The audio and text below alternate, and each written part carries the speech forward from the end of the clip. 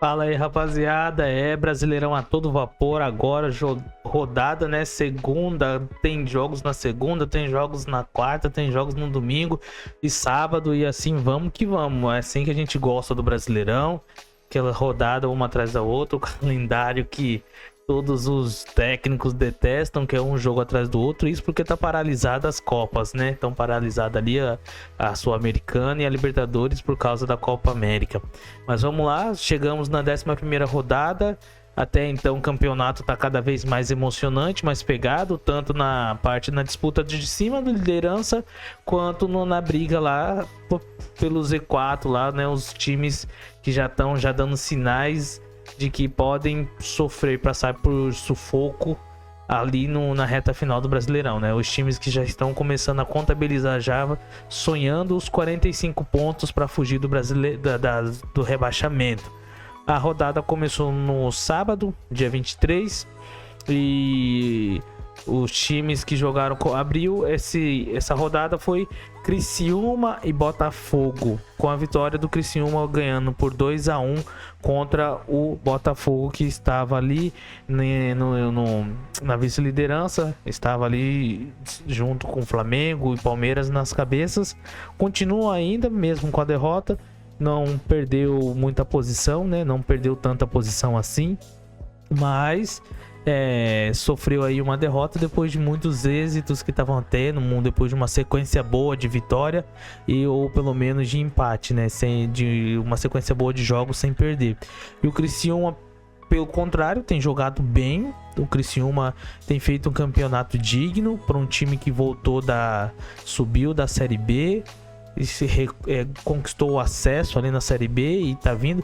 Geralmente a gente espera que esses times, o esperado é eles fugirem do rebaixamento, né? Ficarem ali naquela disputa, na briga ali.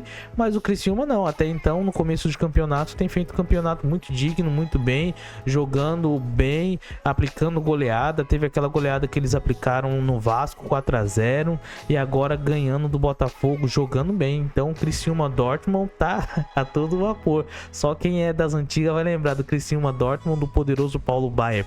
Pois é, tá ressurgindo aí de volta um monstro do Criciúma Dortmund, do poderoso Lins Vandowski. Tempo bom que não volta mais. Mas galera, o Criciúma começou com um Barreto ali aos 10 minutos abrindo o placar, abrindo ali o marcador. Teve um golzinho ainda anulado do Mateuzinho pelo VAR. E depois, no segundo tempo, o Lucas Alter empata ali com assistência do Oscar Romero pro Botafogo. E no finalzinho já, aos 84, o Arthur faz com a assistência de Claudinho, dando a vitória ali para o Criciúma. E aí a gente vai ter o Grenal, o tão esperado Grenal, por todo o acontecimento. Tinha muitas coisas por trás, onde seria o jogo, onde será que eles jogariam, como que se comportariam as defesas, como que os times comportariam. Então, mas falando no geral, eles jogaram ali no Couto Pereira, onde o Grêmio já estava mandando o campeonato. O mando era do Grêmio. Um Grenal fraquíssimo, chato demais, entedioso.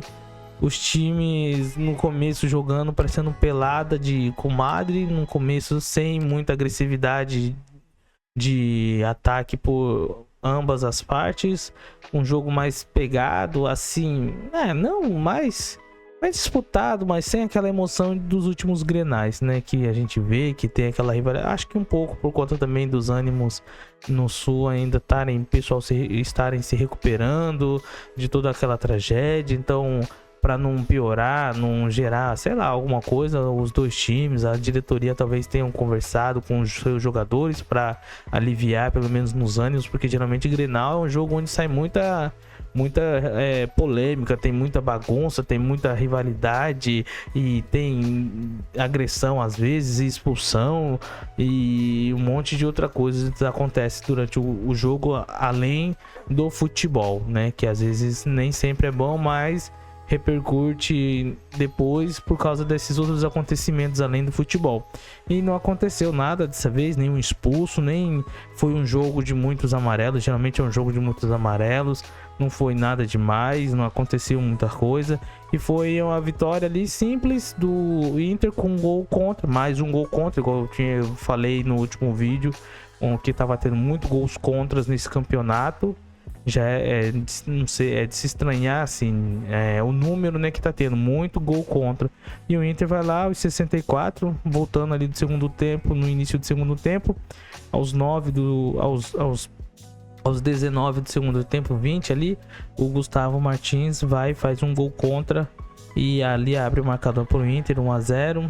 E no segundo tempo voltou um pouquinho melhor a pegada dos dois times, mas sem muita coisa boa, sem muito acontecimento. Não foi um jogo tão maravilhoso assim. Outro jogo também que foi mais ou menos, onde terminou o empate, foi Cuiabá e Atlético Goianiense, né? O Atlético Goianiense jogou um pouco melhor, boa parte um pouquinho melhor. O Cuiabá também não foi um jogo pegado, mas nem tanto assim. Não foi um jogo de muitas emoções, de muitas oportunidades criadas por ambas as equipes. Não foi um jogo onde os goleiros trabalharam tanto. Então 0-0, empate lá em Cuiabá. E o jogo que fechou o sábado, né? A rodada no sábado foi Vasco e São Paulo. Eu já fiz o vídeo aí, fiz uma análise, fiz um pós-jogo no mesmo dia em que aconteceu o jogo, lancei aí para vocês. Alguns já viram, mas eu vou deixar aí no card aqui em cima aqui para vocês. E assim que acabar esse vídeo, vocês terminarem de assistir, assistem lá, que eu falo melhor sobre o que aconteceu, sobre essa goleada e sobre esse resultado bom para o Vasco e ruim para o São Paulo, que após alguns resultados disso começa a surgir notícias de que a diretoria ficou preocupada e reunião daquilo. Então já começa, né? O futebol brasileiro é isso.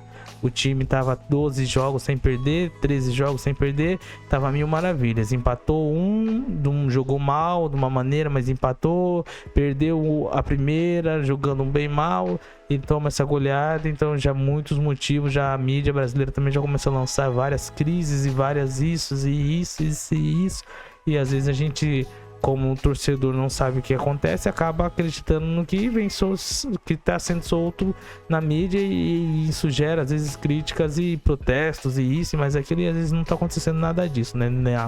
O técnico não perdeu o vestiário nem nada, mas é o que é passado às vezes para nós. Então vamos ver aí o que vai de surtir de efeito nessa goleada para o lado do Vasco e tanto para o lado do São Paulo.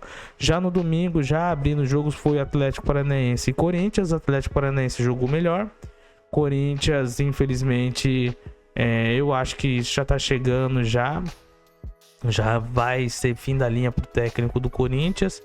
Eu acho que ele já na verdade ele já tá na corda bamba. Eu acho que o Corinthians ainda só não demitiu porque talvez ele tenha uma multa, né? Uma rescisão de contrato deve ter um valor, uma multa. Geralmente esses técnicos estrangeiros, ainda mais os portugueses, que sabem que como é o futebol brasileiro, de chegou e já logo demite, essas coisas assim, já colocam lá uma multa no valor bom, porque sabe que é um dinheiro que eles vão conseguir ganhar. Que é certeza que após uma sequência ruim eles vão ser mandados embora. Ninguém tem estabilidade aqui. Ainda mais se o técnico em nenhum momento apresentou um time bem treinado, apresentou um time, uma organização tática, um coletivo ótimo. Não mostrou para que veio, porque o técnico do Corinthians ainda, desde que ele veio, foi contratado ali do Cuiabá, ele não mostrou para que veio. Ele tem pecado muito, ele tem colocado, por mais que ele tenha, vamos assim dizer, um elenco curto, um elenco fraco nas mãos dele para trabalhar, e às vezes os bons jogadores que ainda tinham, alguns se lesionam, outros são vendidos, outros deixam o clube, foi o caso do Rojas, e outros começam a entrar numa má fase, não faz gol nem nada. É o caso do Pedro Raul, que já vem numa fase ruim há um bom tempo e foi contratado a peso de ouro pelo Corinthians. Então mas acaba que vai estourar a corda, tudo sempre estoura nas costas do técnico. E eu acho que ele já não vai ter mais como ter ali, não vai conseguir, não vai jogar bem, não, o time não tá jogando bem. Eu acho que ele já vai acabar sendo demitido por essa semana ou na semana que vem. Não sei direito, mas a torcida já não aguenta mais ele, não perde a cabeça, tá pedindo a cabeça do técnico. O jogo foi de empate, 1-1, né? O Corinthians fez na Bacia das Almas ali, nos acréscimos, com o Kaká, dessa vez, deixando de marcar contra, fazendo a favor do seu time, o zagueiro, o artilheiro. Marca nos dois lados, né? Tem um zagueiro que joga dos dois lados, o Kaká é aquele zagueiro que marca dos dois lados, né? Pró e contra. Mas o Corinthians começou perdendo ali no finalzinho do primeiro tempo ali. O Christian abriu o placar com assistência de Lucas Esquivel. E aí o Corinthians mudou, o técnico trocou, colocou o Igor Coronado, porque ele tinha entrado com o Gustavo Silva, com o Mosquito de titular e deixado o Coronado na reserva. Depois colocou o Mateuzinho, o Arthur Souza no lugar de Pedro Raul, o Mateuzinho no lugar de Léo Maná. E tentou ali fazer do jeito que ele tinha, com as peças que ele tinha, mudar alguma coisa, mas não muito, não mudou muito, surtiu efeito, porque no finalzinho o Kaká foi e fez o gol, mas muito se deve ali a esperteza do Kaká, de peixinho ali, conseguiu achar ali se posicionou para conseguir fazer o gol e levar o empate lá para São Paulo, para o Corinthians, né? Querendo ou não, um ponto é melhor do que nada, né? Mas ainda o Corinthians tá ruim. Outro jogaço da rodada do domingo foi Bahia e Cruzeiro. O Bahia que também começou perdendo depois de um golaço do Gabriel Veron com assistência do William aos 14 minutos do primeiro tempo. Um golaço que o Veron faz. Mas ali no finalzinho do primeiro tempo, o Tassiano vai e empata. E ali o Rogério Ceni, que tem feito um bom trabalho, que tem um elenco bom, que tem... Por mais que ele apresentou alguns trabalhos ruins no Cruzeiro, no São Paulo em alguns momentos, e no próprio Flamengo, onde ele foi campeão, ele era um pouco contestado ali sobre a sua característica principal, que é o trato com os jogadores, porque o Rogério Ceni é um cara chato, porque ele cobra demais, ele é um cara que cobra sempre, ele gosta das coisas com excelência, porque ele, na cabeça dele, como ele foi jogador, ele sabe o caminho, ele fez com excelência, ele se dedicou, ele quer que os seus comandados também façam com excelência, tenham dedicação e sejam, sabe, sempre regrado, cabeça fechada igual ele, e tenham também porque o Rogério Ceni, a gente sabe, já ouviu falar que ele não gosta de perder, ele é competitivo, ele quer que todos sejam assim, todos eles, e por isso que o Rogério Ceni é chato, porque ele cobra dos caras mesmo, ele procura melhora, ele procura tirar os caras da zona de conforto, e ninguém gosta quando é tirado da sua zona de conforto. E a gente vê que nos clubes menores ali, ele vai fazendo um belo trabalho, como foi feito no Fortaleza e agora no Bahia. Ano passado ele foi um pouco contestado, mas o Bahia estava em outra fase, estava lutando para sair do rebaixamento, para não ser rebaixado, conseguiu. Este ano começou com um projeto bom, começou com boas contratações pontuais, jogadores bons, trouxe o próprio Everton Ribeiro, mais experiente, mais qualidade técnica apuradíssima para ajudar. Tem o Cauli, que é um ótimo jogador, trouxe também o Ademir, que é muito bom jogador, pegou ali o Caio Alexandre do Fortaleza, muito bom, e tantos outros que vão chegando, né? E ele só não tem ali um centroavante. Eu acho que se ele tivesse um centroavante melhor, um meio de campo, camisa 9 melhor, faria muito mais gols, mas com o que ele tem ainda tá conseguindo jogar bem, tendo vitórias. E tava empatado, foi, né, pro primeiro tempo, finalzinho, foram por intervalo no empate 1-1, e voltando ali do intervalo aos 20 minutos, mais ou menos, aos 25 minutos ali, o Marlon faz outra burrada. O Marlon, que já tinha levado o vermelho direto por uma entrada muito feia no Caleri, contra lá em São Paulo, na derrota do Cruzeiro, ele vai e faz novamente, dá uma entrada criminosa, o cara é excesso de vontade, sei lá, mas é muita ingenuidade entrar dessa forma e ainda achar que ficar bravo ou então esbravejar que não vai para tanto ou não gostar da expulsão, tá? Que ali na hora ali tá de cabeça quente, tá no calor do momento do jogo, mas é muita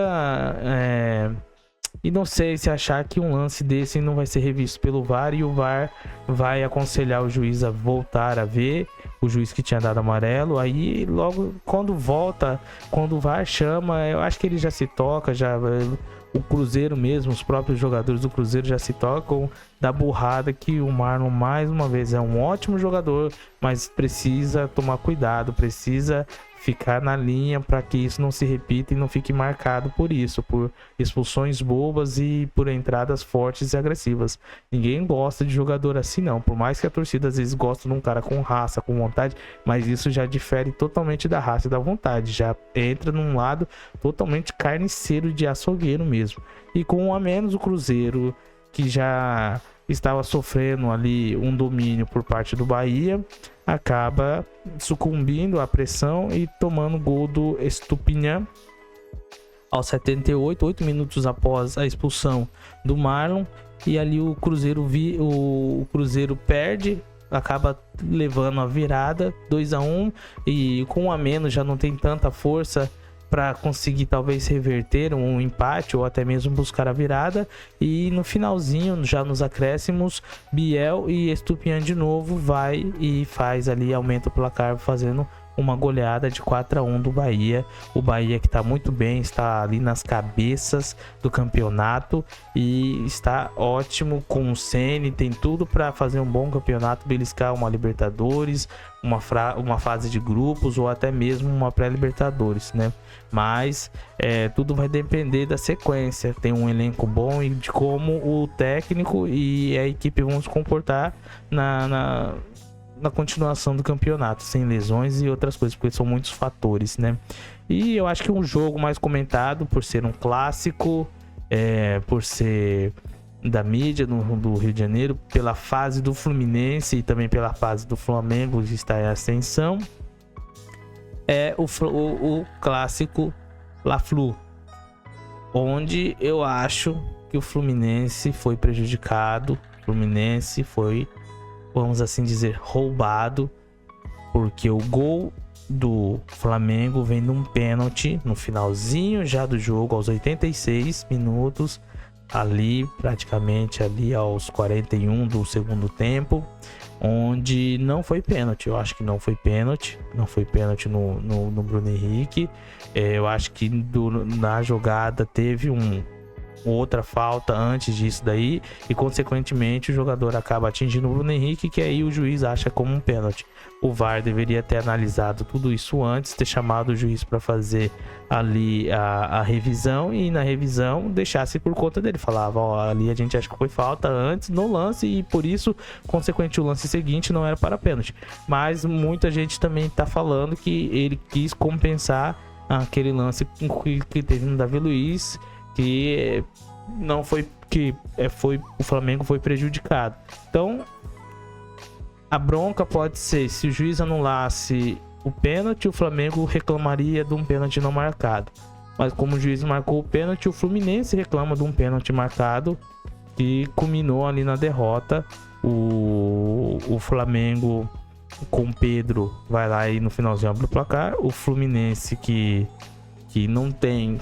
não está bem e vem de sequências de derrotas uma atrás da outra, mais de 5 derrotas já seguidas, e futebol pífio, time jogando mal demais, técnico sem repertório tático. O Diniz a gente sabe como que é, o Diniz é o mesmo, o Diniz e a Água é a mesma coisa, a gente sabe o que esperar. Agora é ver o que vai dar, se o Flamengo já está ali junto com o Palmeiras na liderança, os dois favoritos sempre que entram sempre no campeonato para liderar e para vencer estão já na ponta, já ali seguido de outros times do Bahia, o próprio Atlético Paranaense, o Botafogo, de times emergentes que são bem irregulares no campeonato. Os dois mais regulares por conta de elenco histórico e dos últimos serem, por conta de serem os últimos vencedores do campeonato.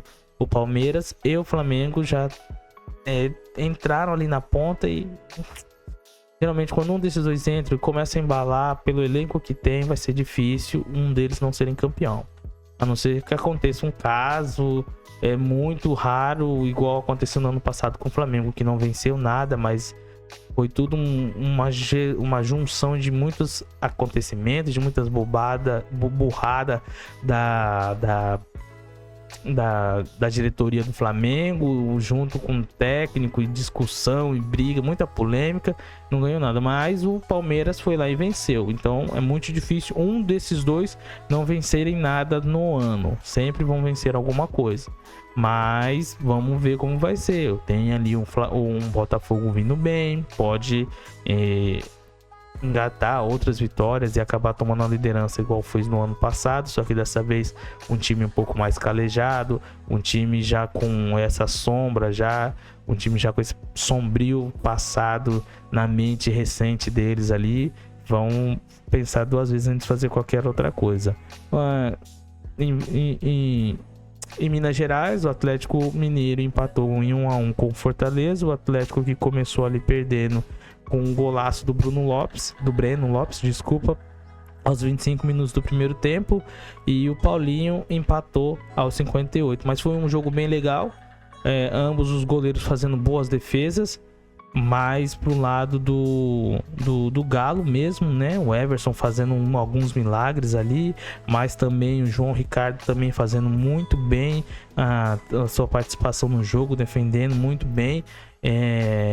Os dois times jogaram bem, procurando sempre o gol, mas o Galo parece que puxou o freio de mão no começo do campeonato. Teve alguns jogos muito bons, estava avançando bem na própria Libertadores, jogando bem. O Hulk, Paulinho, o Paulinho voltou, tá fazendo um gol. O Paulinho sempre tá fazendo gol, artilheiro da Arena MRV, o Paulinho.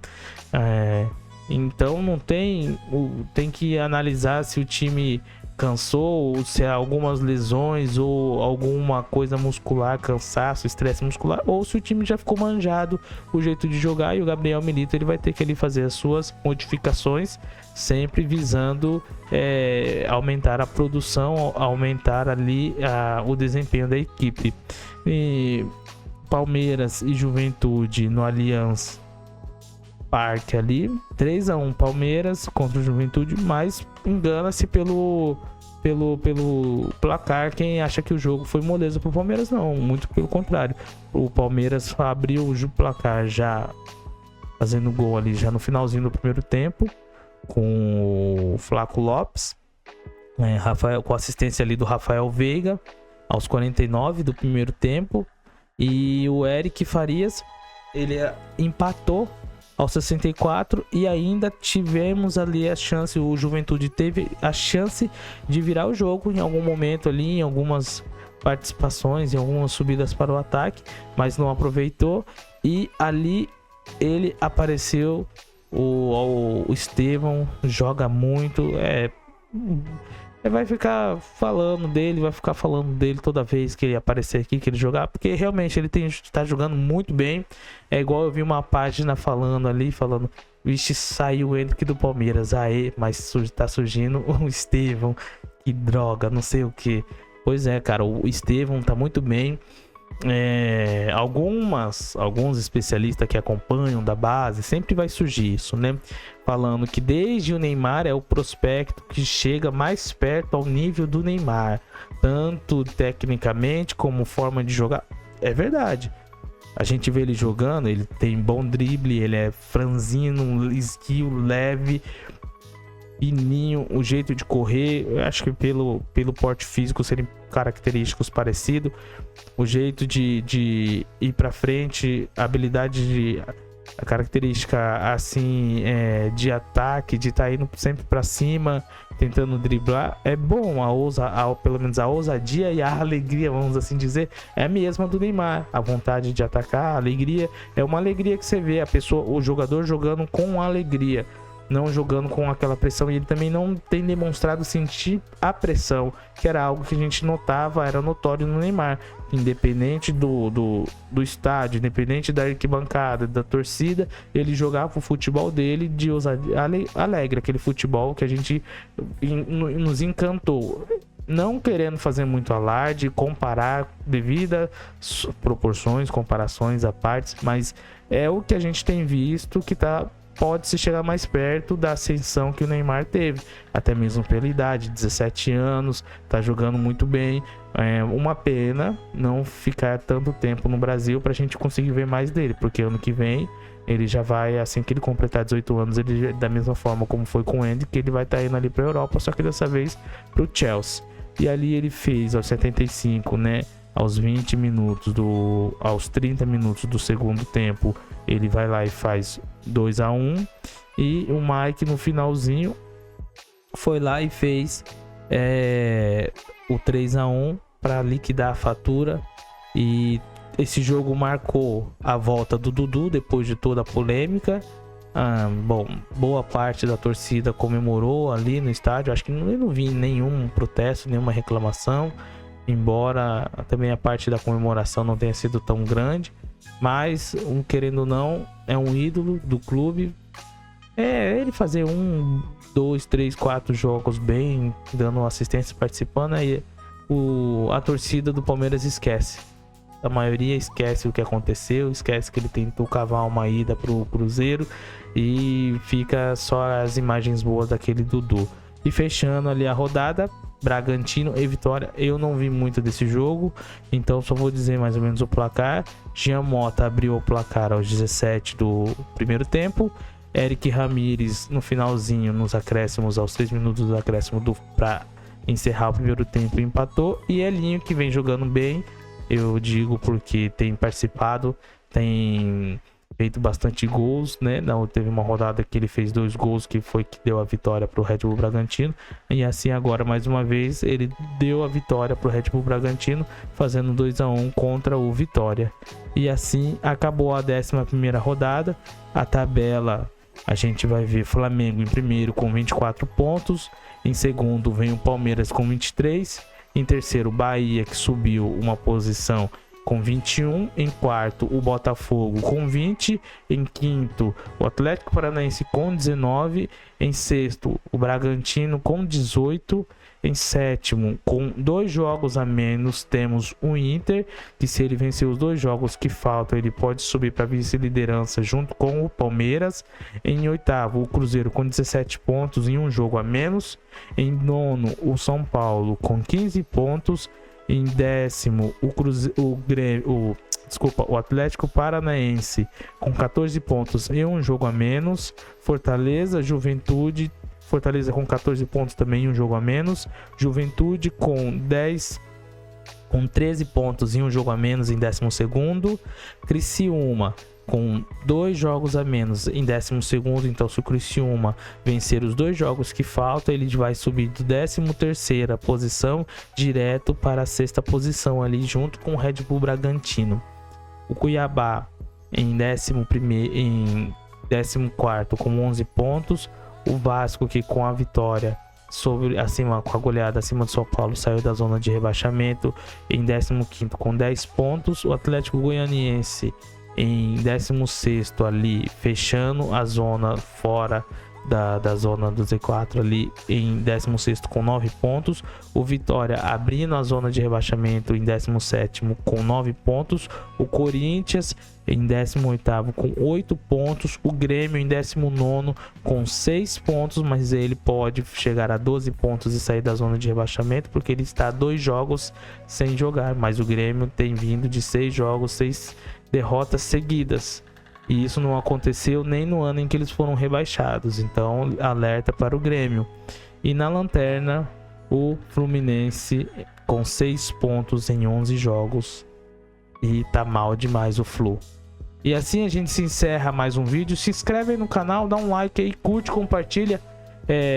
Tem muitas pessoas que estão assistindo, que não são inscritos ainda. Dá essa moral aí. Confia um pouquinho no meu trabalho. Eu sei que eu tô começando, que tenho muito a melhorar, a didática, o jeito de falar, algumas outras coisas, me embanando um pouco, mas eu conto com você para você me ajudar no meu crescimento aqui. Tô fazendo o máximo para melhorar, para poder entregar um conteúdo bom para vocês da maneira. Também não quero fico me policiando para não ficar falando em palavra difícil.